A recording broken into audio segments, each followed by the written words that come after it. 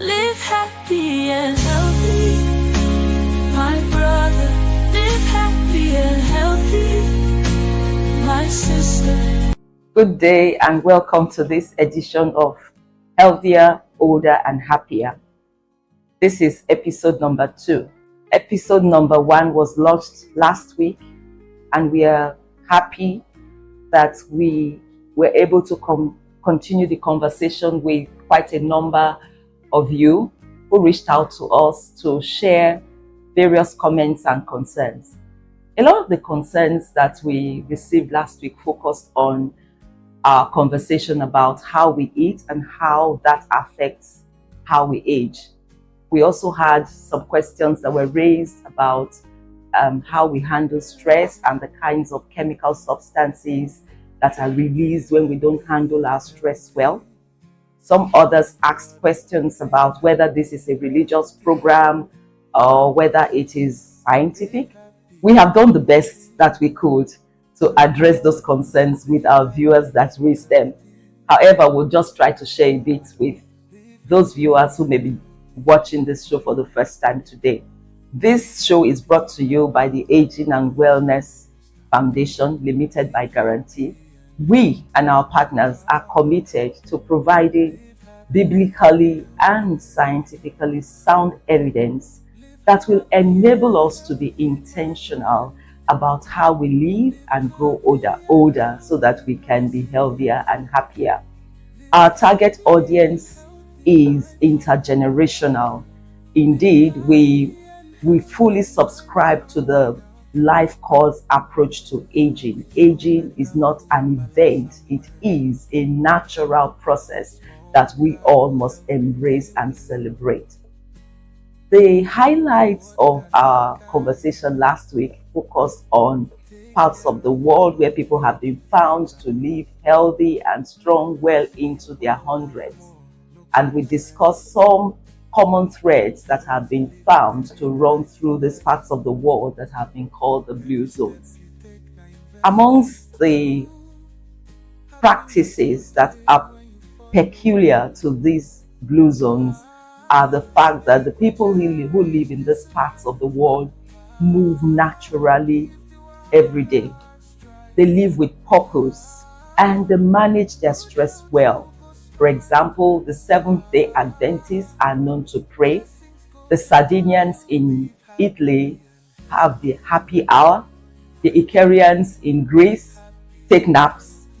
We also talked about the eating habits of centenarians who live in the blue zones.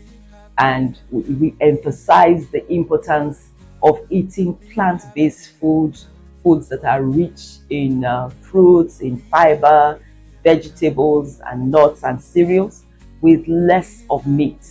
Something we did not emphasize last week, but we mentioned it, was the fact that it is not only about what you eat, how much you eat is also important. We mentioned that people who eat less have been shown to live longer.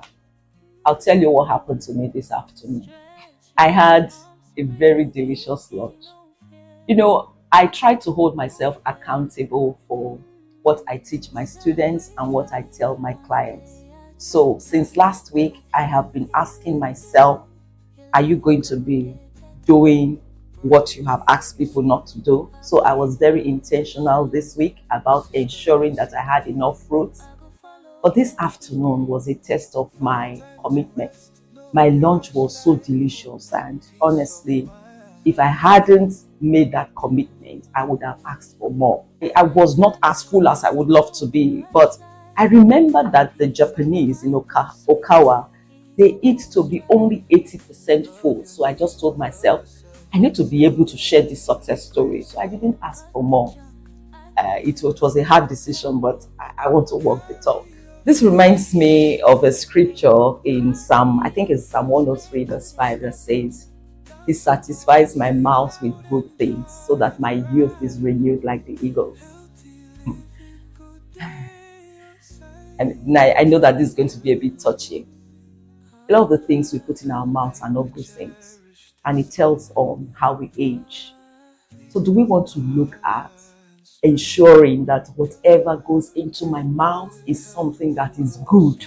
And it's not whether it makes me feel good, it is whether the evidence shows that it is good for me.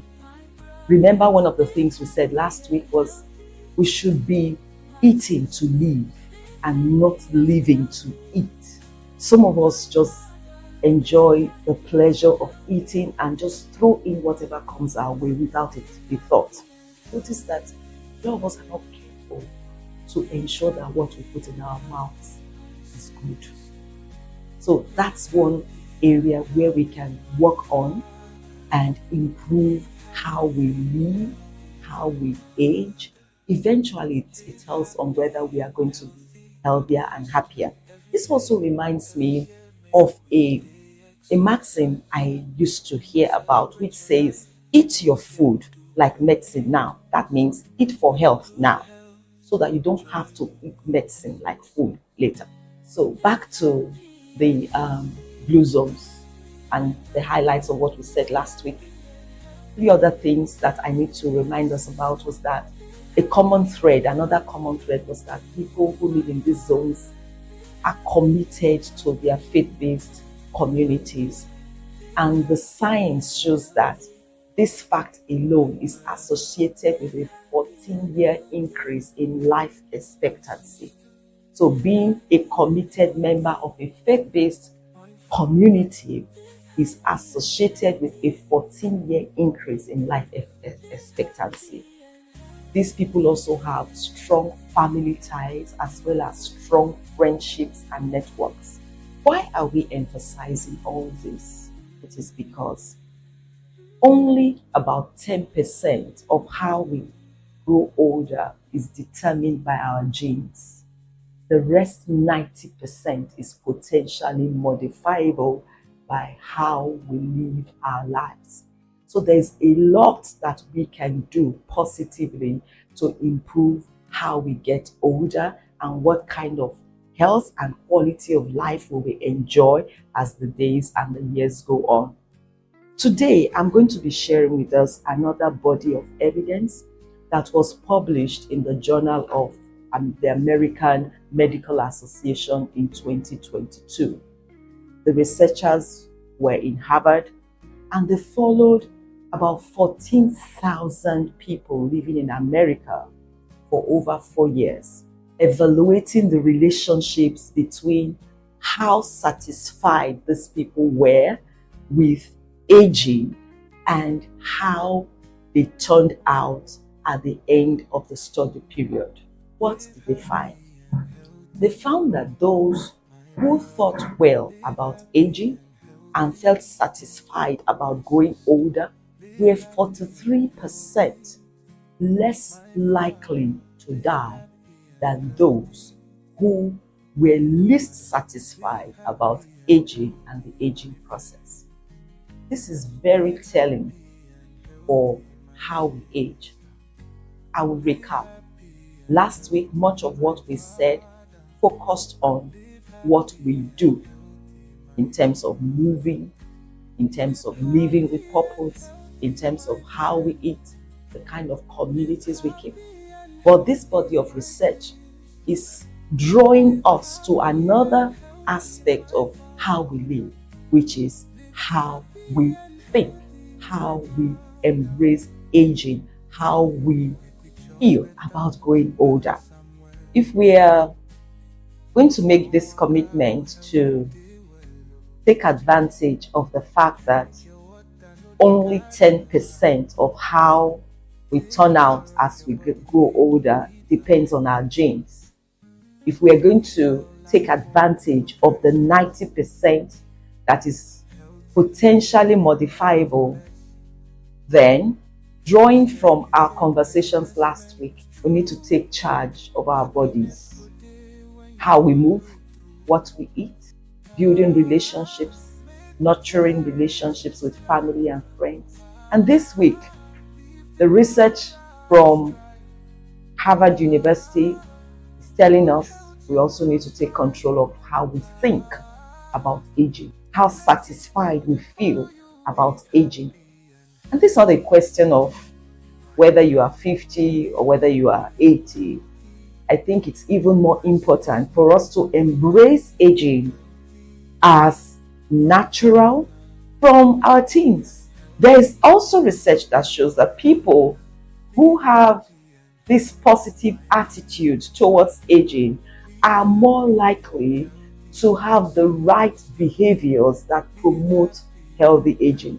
So, this research from the Harvard study that was published in the Journal of the American Medical Association in 2022 shows that positive thinking, which is what people would call it, promotes healthy aging. From a biblical standpoint, this reminds me of another scripture that I have had to commit to my heart. It's in Philippians chapter 4 verse 8.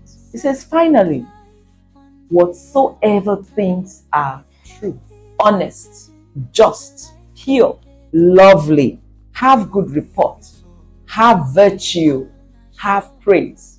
Those are the things we should be thinking about. The battleground is in the mind. We have a lot of things happening around us that will make us to focus on the very opposite of the things that we should be focusing on. For today, we are calling ourselves out, calling one another out to say, no, don't let your mind become a garbage dump. Make up your mind to be selective about what you think.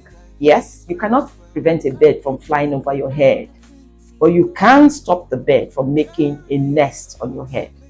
So the thoughts that are not good, especially about aging, can come, but you can choose to be positive. So think good, think just things, think lovely things, think praiseworthy things whenever you think about growing older.